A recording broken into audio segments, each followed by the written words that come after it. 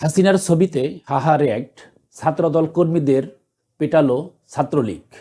পিরোজপুরের রূপকাঠিতে ফেসবুকে শেখ হাসিনার ছবিতে হাহা রিয়্যাক্ট দেওয়ার ঘটনায় ছাত্রলীগের ক্যাডাররা পিটিয়েছে ছাত্রদলের ৩ কর্মীকে।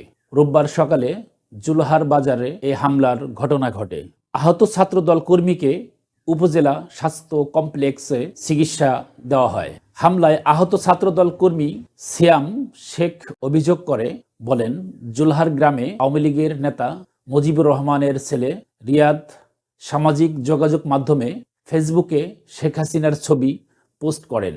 সেই ছবিতে তারা ছাত্রদল কর্মীরা হাহা রিয়্যাক্ট দেয়।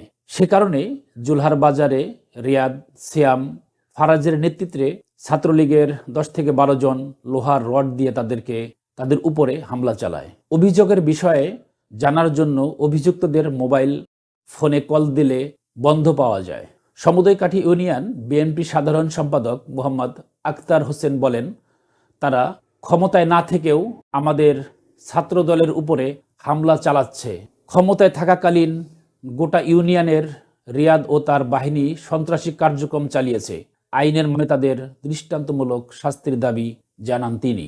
এই ছাত্রদল, যুবদল এবং বিএনপি যেভাবে আওয়ামী লীগকে, ছাত্রলীগকে তারা সাফার করছিল বা তাদের সমস্যা বা তাদের যেই কৃতকর্মগুলো ছিল সেগুলার থেকে তাদেরকে যেভাবে মুরগির বাচ্চার মতন ভিতরে ভিতরে রাখার চেষ্টা করছিল বিএনপি, ছাত্রদল এবং যুবদল, এখন বুঝতে পারলাম যে আসলে সাপ কখনো পোষ মানে না। এই স্বৈরাচারদের নাতিপুতিদের আসলে কোনো রং নেই।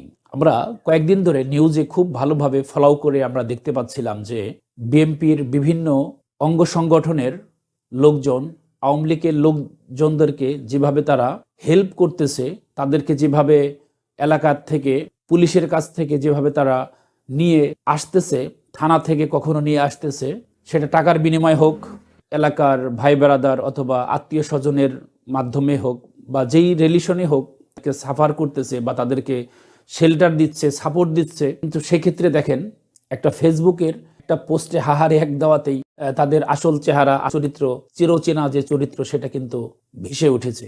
আমি মনে করি যে যাদের শিক্ষার অভাব ছিল তারা শিখুক, আর যাদের শিক্ষা হয়নি এখনো তারা কর্ম চালিয়ে যাক। ভালো থাকবেন, কথা হবে নেক্সট এপিসোডে। আল্লাহ হাফেজ, আসসালামু আলাইকুম।